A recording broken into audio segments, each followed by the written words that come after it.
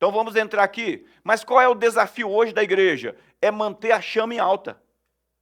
O grande desafio é nós mantermos a chama em alta. Nós precisamos amadurecer para entender isso, manter essa expectativa de relacionamento com Deus em todo o tempo em alta. Isso é um desafio gigantesco. Porque tem dia que a gente não se sente crente. Não é? Tem dia que a gente não se sente crente, tem dia que parece que eu não sou cristão. Parece que nem tem chama. Você fica procurando Deus ou acha que eu já fiz essa oração. O Senhor está por aqui? Não é? Que sensação estranha, que parece que o Senhor diz que Deus habita dentro da gente, mas tem dia que parece que você não tem nem coração, está parado, está gelado. E não é por causa do frio, não é do frio externo, né? Então, esse é o grande desafio, manter a chama acesa, em alta, manter o fogo queimando, manter a expectativa elevada. Essa madrugada eu estava orando a Deus a respeito disso, né? Como transmitir uma informação, um medidor, não é? Um medidor desse relacionamento, onde as pessoas percebem antes que seja tarde demais, que elas estão apagando, que elas estão regredindo. A Bíblia diz que antes que a lâmpada se apagasse, Deus levantou um jovem lá no sacerdócio de Eli para trazer de volta a chama, porque ela estava se apagando. E Eli não estava percebendo, as coisas estavam andando para trás. E o pior, porque quando as coisas vão enfraquecendo, tudo em volta vai parando. Tudo em volta. Tudo vai desabando, casamento, relacionamento, vida financeira e vida espiritual, comunhão com o corpo, comunhão com a igreja, comunhão com Deus, tudo vai diminuindo. E, gente, isso vai tornando aquele peso extraordinário sobre as pessoas. E quanto mais pesa, menos relacionamento com Deus. Quanto mais pesa na horizontal, menos relacionamento na vertical.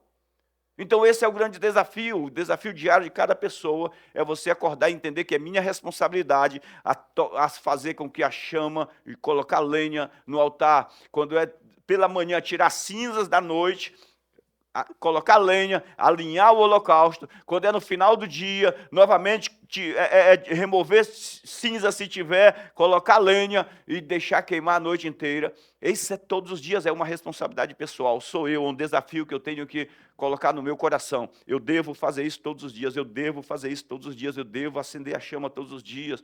Eu gosto da expressão do pastor Hélio que ele diz, né? Que você acorde de manhã, ative o seu espírito, ative o homem espiritual. Acorde de manhã, já dá uma rajada de língua para o céu. Acorde, já traz a memória quem você é, de onde você veio, que você é nova criatura, que você tem um homem interior aí, que você tem o Espírito Santo com você. Não é? A pergunta é como nós fazemos isso? Como fazemos isso? Voltando, nosso desafio é manter a chama em alta. Como fazemos isso? Embora a lenha seja a nossa fé, precisamos desenvolver a fé, a semelhança do lenhador que põe a lenha para secar. Embora a lenha, eu falei aqui no primeiro culto, né? A lenha é a fé. Né? Porque a gente pode pegar a lenha como muitas coisas, mas é como eu me movo em fé. E aí eu quero pegar alguns cooperadores da fé para, podemos dizer, qualificar o tipo de madeira, qualificar, capacitar a lenha a uma maior chama. A gente pode, né? Deus não faz acepção de pessoas, mas faz acepção de fé, sim. Jesus falou, viu grande fé em pessoas, viu pequena fé em pessoas, viu pessoas sem fé. Então ele faz acepção de fé de pessoas, não. No mundo inteiro tem pessoas sendo salvas. Mas no mundo inteiro tem pessoas avançando em Deus e pessoas ficando para trás. Por questões de crença. Quanto mais eu invisto na fé, como Kenneth Hagin diz, né, a fé é como músculo que, se você quiser que teu músculo cresça, vai para a academia, vai fazer exercícios localizados e seu músculo vai se desenvolver. A fé é como músculo. Se eu invisto na palavra, eu vou recebendo fé, eu vou crescendo em fé, eu vou crescendo em fé. Se eu uso essa fé, eu desenvolvo sabedoria na fé. Olha, eu cresço em fé, recebendo da palavra, a Bíblia diz que a fé vem por ouvir, mas quando eu aplico essa fé, eu desenvolvo sabedoria. Então, a fé pode crescer, pode diminuir, sim. Fé grande ou fé pequena não depende de quantos versos temos guardado no coração. Depende do nível de crença que deposito em cada um deles. Não depende de quantos versos. Ah, pastor, eu tenho o Novo Testamento decorado na minha cabeça, eu tenho a Bíblia inteira decorada na minha cabeça, eu tenho 18 mil versículos decorados no meu coração. Isso não significa nada se não depositamos crença nessas verdades. Se nós não ativamos isso para uma vida na prática dessa verdade, isso não tem qualquer valor dentro de nós. Aliás, tem peso, porque chega uma hora que o orgulho se estabelece sobre esse conhecimento intelectual, não é? Porque a mente está carregada disso, eu já sei. O Marcos leu aqui, João 17, já sabia a oração de Jesus, sei cada palavra que tem lá, e somente isso, não é? Sem um depósito de crença, de certeza. Então, não depende, né, quantos versos eu e você temos no coração, depende do nível de crença que nós depositamos em cada um deles. Para isso, precisamos desenvolver os apoiadores da fé, eu vou chamar de apoiadores da fé, ou uma lenha qualificada, né? Quais são os apoiadores da fé? Primeiro, a justiça. Segundo, a santificação. Terceiro, a comunhão. Quarto, a oração. Quinto, o perdão. Sexto, a pregação. E sétimo, a adoração. Espere, a pregação não é o ouvir, não, é a pregação. São apoiadores da fé, né? Lembremos-nos que o justo viverá pela fé, isso é algo repetido 4 vezes na Bíblia. Então, eu preciso de mais alguma coisa para ser salvo? Não, eu preciso de fé para ser salvo. A Bíblia diz que nós somos salvos pela graça por meio da fé, e isso não vem de nós, é um dom de Deus, né? Então, nós somos salvos pela fé. A Bíblia diz que o justo viverá pela fé. Paulo diz que a justiça de Deus se manifesta no evangelho de fé em fé. Então, é pela fé. A fé é a manifestação de Deus dentro de um homem, ou seja, o dom de Deus dentro do homem para ele ser capaz de receber a salvação. Então, eu e você somos salvos pela fé. Agora, nós operamos todas as outras coisas de Deus por meio da fé. Então, podemos dizer que a fé é a mão que alcança tudo que Deus dá. É por meio da fé. Então, eu conectei todos esses 7 pontos, não é, que são apoiadores da fé. Não são lenhas diferentes. São atitudes, ações ou manifestações que desenvolvem e qualificam, mas torna a nossa lenha, a fé, mais sequinha, mais chama, mais ardente. Peguei aqui, né? Muitas vezes parecemos índio enviando mensagem. É só fumaça que aparece no altar, porque a lenha está verde, né? Só barulho, só barulho. Eu me lembro do japonês que ficou internado com a gente na casa, o pessoal perguntou se ele tinha feito artes marciais, eu fiz as primeiras aulas. Aí o pessoal, e como era? Aí ele dava uns 4 gritos, ele disse, porque as primeiras aulas ensinam a gente a gritar. A gente grita para espantar o inimigo, para ver se o inimigo fica mais com medo, para depois a gente avançar. Então, às vezes parecemos índios, só fumaça e nada de labareda.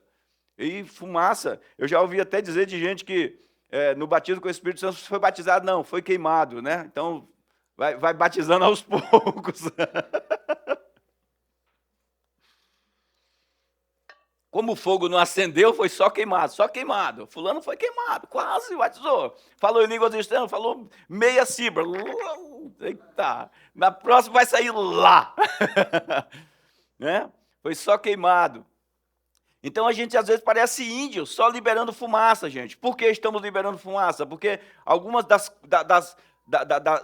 ações, dos moveres do Espírito em nós, que vai qualificando essa lenha para melhorar a qualidade e assim levantar essa chama, está em falta, né? Ezequiel 24, 10 e 11, na King James, eu quero pegar esse ponto, né, da força da lenha. Ele diz assim, portanto, faz depressa um monte de lenha seca. Eu peguei na King James atualizada. De lenha seca, pega um monte de lenha seca e acende o fogo. Ferve bem a carne, engrossando o caldo com temperos até secar tudo, deixando os ossos reduzidos a cinzas. Logo depois colocará a panela vazia sobre as brasas restantes, para que ela seja tão aquecida que até o seu bronze fique incandescente e as suas impurezas se derretam se derretam e toda a sua ferrugem se consuma. Dá uma olhada o que Deus fala para o profeta, falar para o povo. É claro que aqui é uma profecia, no contexto geral, uma profecia contra Israel, por causa do pecado de Israel. Mas eu quero chamar a atenção sobre a importância do tipo de lenha, que ele precisa fazer algo mais rápido. Ele precisa que tenha uma resposta mais rápido. Ele precisa que tenha uma brasa mais quente, mais aquecida. Então ele fala de um tipo de lenha, uma lenha seca, não é? A lenha mais seca, a lenha mais qualificada para que eu possa, cara, oferecer o sacrifício. É muito legal quando a gente chega no culto e o Gui fala aqui, né? Pegou o violão aqui e diz: bom dia, gente! Bom dia! Nossa, a lenha daquele dia tá, né? Meu Deus! Aí o Gui já sabe qual é o louvor que vai sair. Já tem gente que parte na frente. Tem realmente gente que parte na frente, né? Que você quer segurar. De vez em quando, né? É verdade, de vez em quando eu tô aqui, tô bem de frente aqui, eu percebo, meu Deus, volta. Então, o negócio tá ardendo, a lenha tá seca, quase pegando fogo. Cara, se arranhar na parede é igual fósforo, acende. Tem gente que tem dia que tá intocável. Às vezes o Jacques, né, a irmã Neide, ele vai lá na casa da irmã Neide, ela fala que o Jacques chegou lá, já Deus derramou um poder, disse: nossa, tá feito palito de fósforo, assim, se ralou na parede, acende. Então, aqui o profeta fala sobre essa lenha qualificada, uma lenha seca. Sobe, traga a lenha seca, porque nós precisamos de algo mais quente, nós precisamos de um fogo tão poderoso que vai derreter o metal. Então, a importância de nós entendermos isso, gente, quanto mais em alta, quanto mais em nível elevado estiver a nossa expectativa, o nosso relacionamento, a nossa profundidade com Deus, mais rápido você vai ter a resposta que você precisa. E aí, não tem tempo de igreja. Que alguém pode dizer: mas eu estou dentro da igreja há 50 anos, e esse camarada chegou agora, está 5 dias aqui e quer me ensinar. Não tem tempo de igreja, tem tempo de entrega, gente. É o quanto eu me entrego, é o quanto eu me abro, é o quanto eu me rendo. Estão entendendo? É o quanto a gente se rende, quanto a gente se entrega. A igreja está cheia de profetas velhos, de pessoas que estão cansadas, sabe, chega na igreja feito índio, pajé de tribo, chega e vai logo procurando o lugar dele de sentar, e vai, se assenta e se joga lá. E aí ninguém volta, pode se movimentar, alguém olha feio. Está cheio disso. Então, não nesse negócio de tempo de igreja, não, cara. Se você é pajé, filho, vai para lá, para o centro da cidade. Vai, você tem que ficar na galeria dos pajés, né? Temos que ter lenha nova, é verdade. Lenha nova, tem que levantar. É isso, gente. Porque é fácil pregar e levanta todo mundo, e o fogo arderá. Não, o fogo tem que vir ardendo. Tem que vir ardendo, tem que vir cheio, isso tem que ser um dia a dia. Todos os dias, acorda de manhã, lenha. À noite, lenha. De manhã, lenha. À noite, lenha. Quando é no domingo, culto de manhã, já acorda agitado, cara. Culto, vamos para o culto. Vamos para o culto, eu vou transbordar, eu preciso transbordar lá. Tem gente que precisa desse transbordo. Vamos para o culto, gente. Vamos para o culto. Tem dia que eu acordo assim, tem dia que eu chego aqui que dá vontade de falar para os meninos: não louva não, deixa eu pregar primeiro. É verdade. Eu chego aqui, está na flor da pele o negócio. Meu Jesus. Mas eu quero isso todo dia, eu quero estar sempre assim. Sempre assim, quero estar aqui, de repente está aqui no back vocal. Bruninha, chega para lá. Eu vou começar junto. Meu Deus. Lucas 12:49, olha o que Jesus diz: eu vim para trazer fogo sobre a terra. E como eu gostaria que vocês já estivessem em chamas. Cara, como eu gostaria que vocês já estivessem queimando, tudo aceso, tudo incendiado. Eu vim trazer fogo. Aí, se você olhar o texto lá, ele vai dizer: cara, eu vim trazer divisão entre pais e filhos. E o que é que ele está falando? Gente, vai ter gente no meio que ninguém vai entender. Pessoas que você conhecia, você vai desconhecer. Quando essa expectativa aumenta, quando esse fogo acende, quando incinera, pessoas que você conhecia, que eram previsíveis, você diz: quem é esse? Não conheço, não estou reconhecendo. Porque é isso que a Bíblia diz, que o homem espiritual não é discernido por ninguém, e ele discerne tudo.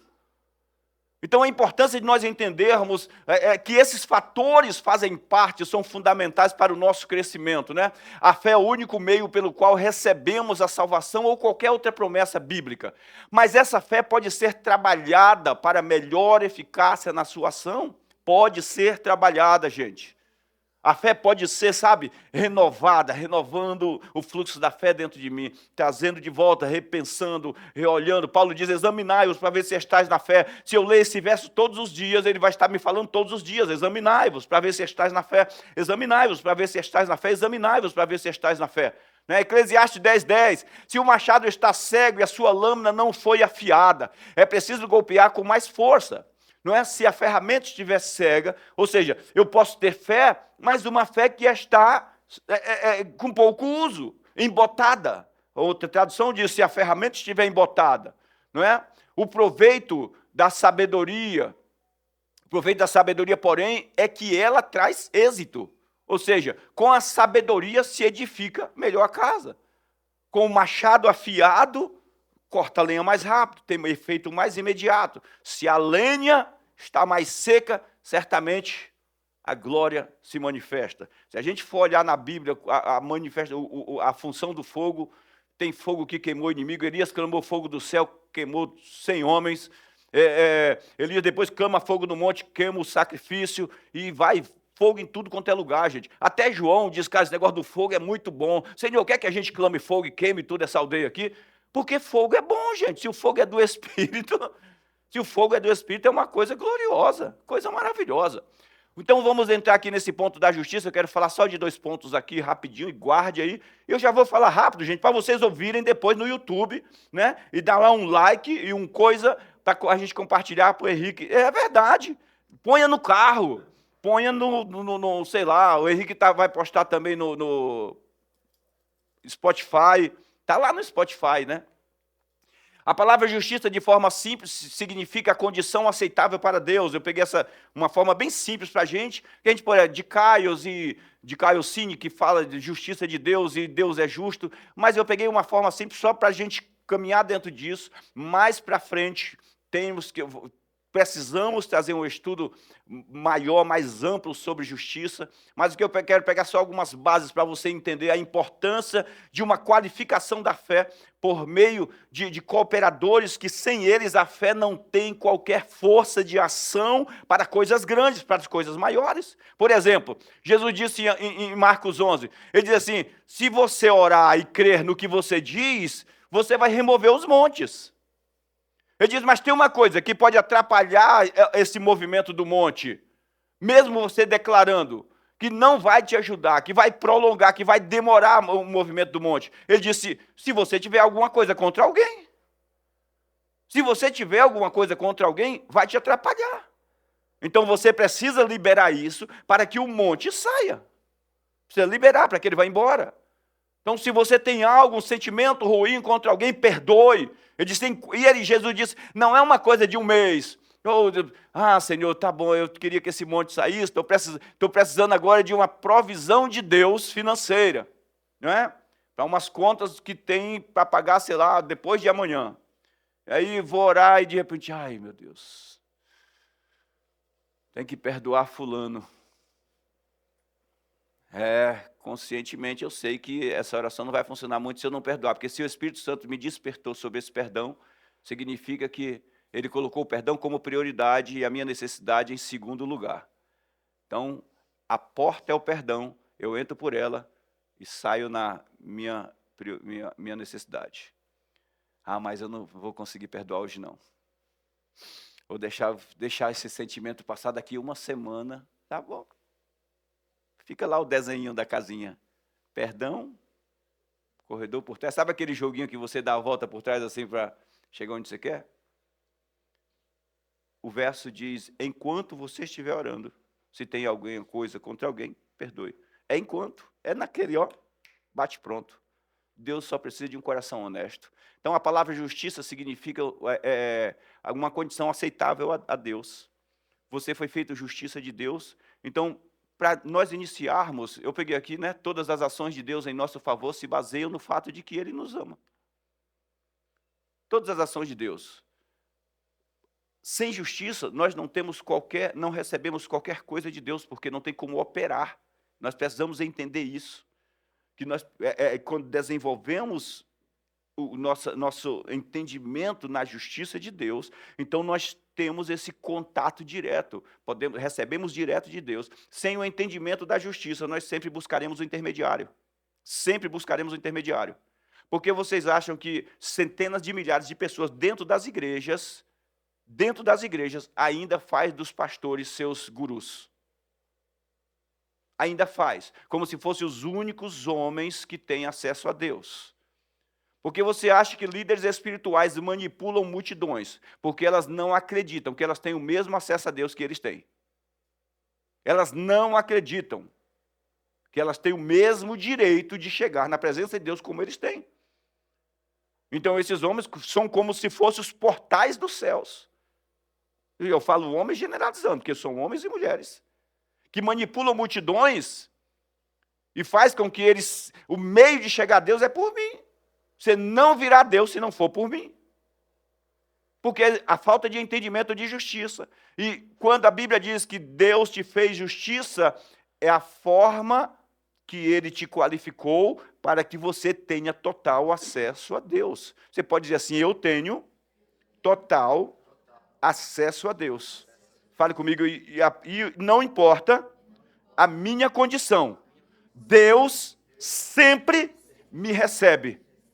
Entendam isso, como novas criaturas, você tem sempre total acesso a Deus. Sempre total acesso a Deus. Tem algumas outras coisas que eu posso perder por causa de uma justiça contaminada, mas o acesso a Deus não. Acesso a Deus como justiça eu sempre tenho. Sempre tenho. Quando Deus te tornou justiça, foi para iniciar um relacionamento com você. Todo o nosso relacionamento só acontece por causa do ato de justiça. Todo relacionamento. Pastor Félix, não é pela fé? Não é pela fé? Deus nos torna justiça e nos atribui a fé. Ou seja, quando Ele derrama uma coisa, Ele derrama outra junto. Agora eu preciso desenvolver isso em mim. Eu sou justiça de Deus. Eu sou justiça de Deus. Eu sou justiça de Deus. E isso agora é vivido e apoiado por meio da fé. Não é? Agora podemos nos relacionar com Deus sem medo, sem culpa, sem complexo de inferioridade, sem condenação. Não, Deus não te atende porque você sei lá, é um pastor, é uma mãe de família que fez tudo certo, é um pai de família que fez tudo certo, e não deixa de te atender porque você falhou, ou não fez tudo certo, ou porque não tem nenhuma função dentro de uma igreja. Não, Deus te atende porque Ele confiou Jesus a você. Ele te atende porque o sangue de Cristo te qualificou. Ele te atende porque Ele te amou, independente do que você faça, de quem você, sei lá, tenha sido, Ele simplesmente te amou. Essa é a nossa condição diante de Deus. Não é? É interessante que a gente tem muito isso, né? A gente recebe, a gente sabe que Jesus nos amou, e aí a gente vem para a igreja todo sujo, todo fedido, todo quebrado, cheio de erros, e aí recebe a palavra da fé e diz, amém, Jesus, e recebe. Aí depois de uma caminhada, se permite ser condenado pelo inferno, e já não se sente mais qualificado. Quer dizer, antes que era muito mais sujo, se sentia qualificado. Depois que está já num processo de transformação, se desqualifica. Então é preciso que eu ative isso no meu coração todos os dias. Eu sou justiça de Deus, eu tenho acesso ao meu Pai. E eu não preciso de argumentos, de tipos de oração, modelos de oração para Deus me ouvir. Eu só preciso saber que Ele está comigo, que Ele habita dentro de mim, e Ele me ouve. E eu falo, meu Pai, estou aqui. É importante isso, né? Romanos 5, 17 a 19, Paulo escreve, se pela transgressão de um só a morte reinou, se pela transgressão de um só, Adão, a morte reinou. Fale comigo, a morte reinou pela transgressão de Adão. Presta atenção, a morte reinou, por meio dele, muito mais aqueles que recebem de Deus a imensa provisão da graça e a dádiva da justiça, reinarão em vida por meio de um único nome, Jesus Cristo. Presta atenção, se a morte reinou pelo pecado de Adão, a justiça reina por meio de Jesus. Se você foi feito justiça de Deus, então você foi criado para reinar através de Cristo. Estão entendendo, gente? Se a morte reinou, e é um fato comprovado, de Adão até Moisés, a Bíblia diz que a morte tinha total controle da humanidade.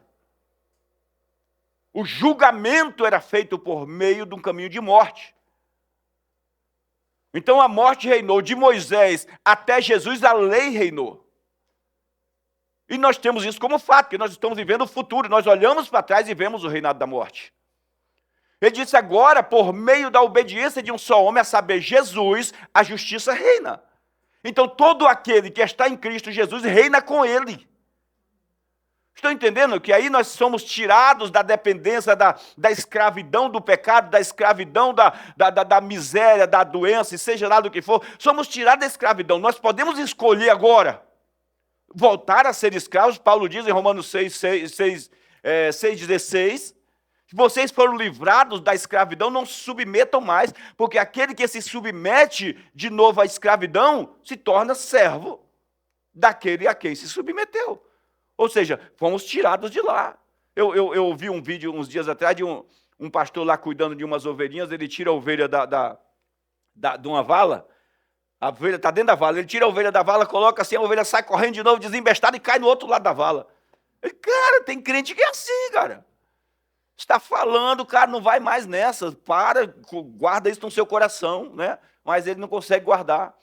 Verso 18, consequentemente, assim como uma só transgressão resultou na condenação de todos os homens, assim também um só ato de justiça resultou na justificação que traz vida a todos os homens. Um só ato de justiça. Como Adão manifestou o pecado, desobedeceu, e todos nós, gente, eu e você, não estávamos lá, mas descendemos de Adão, também nos tornamos pecadores. Quando Jesus obedece, por meio dele, todo aquele que recebe ele, por meio de Jesus, se torna justiça. Por meio dele, do que ele fez. Se você crê, você se torna justiça. Acabou. Esse é o resumo. Tem mais o que explicar? Não, tem que crer só. A gente pode passar aqui 3 dias falando, eu tenho um dicionário lá dessa grossura, umas 30 páginas somente sobre justiça. A letra tamanho 8. Ou é 7, sei lá. E ainda assim, se você não crer, não vai funcionar. Mas se você entender, cara, Adão pecou, eu não estava lá e eu fui feito pecador. Jesus acertou, eu também não estava lá, mas eu creio nele, eu fui feito justiça. Acabou, somente isso. Se eu nasci de Adão, era pecador, eu nasci de Jesus, sou justiça de Deus. Diga amém por isso. Creia nisso, gente, guarde isso no coração. Logo assim como por meio da desobediência de um só homem, muitos foram feitos pecadores, assim também por meio da obediência de um único homem, muitos serão feitos justos. Porque ele não diz que muitos que já foram feitos? Pois serão feitos que eu tenho que receber. Todo aquele que recebe vai se tornando justiça. Todo aquele que recebe, todo aquele que recebe. A sua nova condição diante de Deus é a de alguém que está sentado à direita de Deus em lugares celestiais e é abençoado com toda sorte de bênçãos espirituais. A sua nova condição diante de Deus. Então eu preciso entender isso. Se eu fizer orações, gente, é por isso que justiça está em primeiro ponto aí como os apoiadores da fé. Se eu fizer orações sem entender isso, gente, sem entender, cara, que na minha oração eu achar que eu preciso alcançar Deus ainda com a minha voz, acabou. Acabou.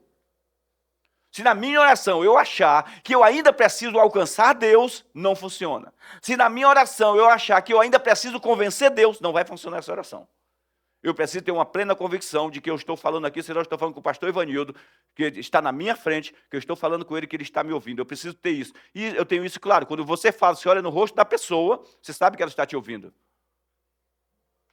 Então essa convicção que tem que ter dentro do coração dos filhos de Deus. Aquele que não conheceu o pecado, 2 Coríntios 5, 21, Deus ele o fez pecado por nós, para que nele você e eu fôssemos feitos justiça de Deus, é o que você é nele. O único universo que poderia te impedir, o único no universo que poderia te impedir de se aproximar de Deus, botou você na presença dele. E esse foi o próprio Deus. O único no universo que poderia te impedir de você se aproximar de Deus, foi quem botou você na presença dele. Só tem um que pode te afastar da presença dele. Somente ele. Somente ele pode cortar esse cordão umbilical. Se ele não cortou, se ele diz eu te recebo, então seja recebido. Vou repetir. Se Deus disse eu te recebo, seja recebido. Em nome de Jesus. Que a grande jogada é essa. é eu deixar ele me receber. Né? Que a gente tem essa dificuldade de orgulho de que eu errei, eu falhei, eu pequei, eu não vou. Né? Santificação, segundo ponto. Vamos fechar aqui em santificação hoje. A santificação é o processo pelo qual, através do relacionamento prático com a palavra de Deus, somos separados na mente, no corpo, para viver, na mente e no corpo, para vivermos exclusivamente para Deus. Ou seja, santificação é um processo que não começou em mim, começou por Jesus. Não começou por mim, perdão, começou por Jesus. Ele dá continuidade a esse processo. Você nasceu de novo por uma ação do Espírito Santo. Ou seja, seu espírito foi tornado santo. Você é santo na íntegra, no que diz respeito a ser santo no teu espírito. Você é santo. A Bíblia escreve, as epístolas está escrita aos santos, aos santos, aos santos, aos santos. Porque você, quando nasceu de novo, você foi tornado santo. Agora, o processo de santificação consiste em essa santidade de dentro se expandir para o lado de fora. Então, Paulo diz, revestivos do novo homem. Ou seja, que ele é gerado em santidade, procedente da verdade. Santificação é o processo onde o que está dentro vai para fora. Sabe um vulcão, quando ele entra em erupção, do lado de fora está uma camada verde, floresta e tudo, do lado de dentro o bicho está ardendo em chamas, e quando ele explode, as chamas saem pela parte superior e se derrama pela superfície dele e transforma toda aquela superfície. A parte de fora fica parecida com a parte de dentro quando tudo esfria. É exatamente isso. Santificação é esse processo da emanação de dentro voltar-se para fora. Revestido do novo homem. Em outra passagem, revestido de Cristo. Mas qual a diferença entre revestido do novo homem e revestido de Cristo? O novo homem é gerado de Cristo. Então, santificação é esse processo pelo qual, através de um relacionamento prático com a palavra, não um relacionamento apenas de leitura, mas um relacionamento prático. Eu sou separado, porque a palavra santo significa ser separado, separado para Deus. Santificação não é o resultado, não é resultado do que você faz, é o fruto do que você recebe. Não é resultado do que você faz. Ninguém pode se tornar santo por si mesmo. Ninguém. E a vida já nos ensinou isso, a religião já nos ensinou isso. Ninguém pode se tornar santo. Nós temos quantas centenas de pessoas tentaram ser santos na forma de vestir, na forma de olhar, na forma de falar, mas o coração está cheio de coisas ruins, fala mal da vida dos outros, mente, se corrompe, se prostitui, faz tantas coisas erradas, porque ninguém pode se tornar santo em si mesmo. Então a santificação não é o resultado do que eu faço, é o fruto do que eu recebo. Então santificação frutifica. Ela frutifica através de mim. A palavra vai produzindo isso em nós. Tiago 1,21, ele diz, portanto, gente, rejeitando toda a imundícia e superfluidade de malícia, recebei com mansidão a palavra em vós enxertada, porque ela é poderosa para salvar a vossa alma. E eu posso dizer, para santificar a tua alma, a tua mente. Mas ele diz, rejeitando toda a imundícia e receber. Então, como é que eu rejeito? Recebendo. Eu rejeito a imundícia recebendo a palavra. Quando eu recebo a palavra, eu fiz uma escolha. Então não é o que eu faço, é o que eu recebo. É por meio do que eu recebo. Não dá para rejeitar a imundícia sem receber a palavra. Jesus fala da parábola lá do homem que o espírito sai de uma casa, falando de um homem que é liberto de um determinado espírito. O espírito sai de uma casa e ele vai e anda por lugares áridos do espírito. E ele, depois de um tempo, ele não encontrando outra casa, ele diz, eu voltarei para a minha casa, para a minha antiga morada. E voltando, ele encontra aquela casa limpa, adornada, porém vazia. E aí o último estado daquele homem é 7 vezes pior do que o primeiro. Então, quer dizer, não adiantou ele ser limpo se ele não recebeu nada. Então, o processo de santificação está medido na proporção como eu recebo, do que eu recebo. Estou recebendo a verdade. E uma pessoa pode ser santificada tanto para Deus quanto para qualquer outra coisa. No processo de batismo da macumba, lá na Bahia, quando uma pessoa estava sendo treinada para ser uma mãe de santo ou um pai de santo, tinha um tempo que ele ficava dias trancado dentro de uma sala, renovando a mente, purificando a mente das coisas do mundo, da família, de vários pensamentos e coisas, e ficava lá, e era tratado lá dentro, ele não poderia sair na rua. Às vezes saía da sala, mas tinha que ficar preso dentro da casa. sem ver pessoas. Era uma santificação para servir ao propósito da macumba, como um pai de santo, uma mãe de santo, para desenvolver o espírito. E às vezes a gente diz, nossa, mas esse negócio é muito estranho, mas nós também precisamos desenvolver o espírito. A diferença é que o Espírito Santo não possui ninguém, ele não toma posse e sai, e o demônio possui. Mas nós precisamos crescer nessa sensibilidade e entender isso, né? Santificação é esse processo onde o Espírito Santo nos separa para vivermos plenamente para Deus. Então, Tiago diz, rejeite recebendo, rejeite recebendo. Você não tem como rejeitar sem receber. Muitas vezes diminuímos a chama do Espírito, porque embora estamos ouvindo a palavra, temos dificuldade de recebê-la. E o oposto de receber é rejeitar. A gente está ouvindo, mas não recebe. Está ouvindo, mas não recebe. Recebemos outras coisas e tomamos posse dessas outras coisas, elas parecem ser mais fortes, mais importantes do que a palavra de Deus. Então é por isso que diminuímos a chama do Espírito, né? Estamos agarrados a tantas coisas do mundo. A palavra fala, cara, não ande assim, não ande com isso, não ande dessa forma, não ande dessa forma. Mas, não, eu gosto de andar assim, eu gosto de pensar assim, não consigo deixar as coisas do mundo. E a Bíblia diz que aquele que ama o mundo se constitui o inimigo de Deus. Então não vai conseguir crescer. Aí chama, hoje está quente, parece que está naquele fogo emocional. No dia seguinte, uma semana depois, está lá se arrastando. Ai, meu Deus, o que foi? Aí você vai ver a lenha, cara, é lenha verdinha. Coloca no fogo até apaga o fogo, né? Tem lenha que apaga o fogo.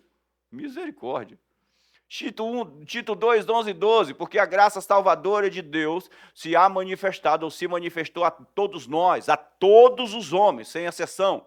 O que é que ela veio fazer? O que ela pretende fazer com aquele que recebe? Ensinando-nos que, renunciando à impiedade e às concupiscências mundanas, vivamos neste presente século sóbrio, justo e piamente. Novamente, vamos inverter o verso aí? Ensinando-nos que, renunciando à impiedade e às concupiscências mundanas, vivamos neste presente século sóbrio, justo e piamente. Como é que eu renuncio? Vivendo sóbrio e piamente.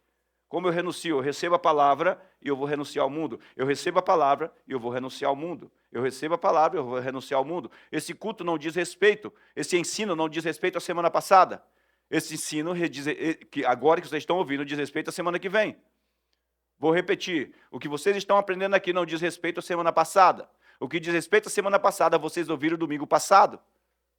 O que eu estou ensinando para vocês é para a semana que vem. Então, vocês recebem hoje para serem capazes de resistir ao que vem pela frente. Vocês ouvem hoje, é por isso que preciso ouvir, eu preciso parar, eu preciso ouvir, eu preciso ler a Bíblia, porque é preventivo. Eu leio hoje para resistir amanhã, então é o que eu recebo hoje. A importância disso para a gente. A graça é o dom de Deus que capacita os seus filhos, tanto para rejeitarem o pecado, quanto para receberem a palavra que os santifica. A graça é o dom de Deus para isso. Cara, eu preciso de capacidade. Está aí, Deus, a graça se manifestou para isso, nos ensinando e nos ajudando a receber. Ela nos enche, escancara mais a nossa boca, a nossa mente, o nosso ser para receber mais de Deus, né? Assim, por meio da justiça e da santificação, você terá lenha seca para manter a chama ardendo diuturnamente. Por meio da justiça e da santificação, você terá lenha seca. Nós vamos qualificando essa lenha. Até hoje, eu acredito que vocês vão receber aí uns galhos de eucaliptos muito bom, e essa semana vocês vão conseguir manter bastante fogo aceso, mas a gente vai falar aí, até que vocês recebam pau-ferro sequinho. Pau-ferro derrete de bronze, entendeu? Então, que Deus abençoe vocês, dá uma salva de palmas para Jesus.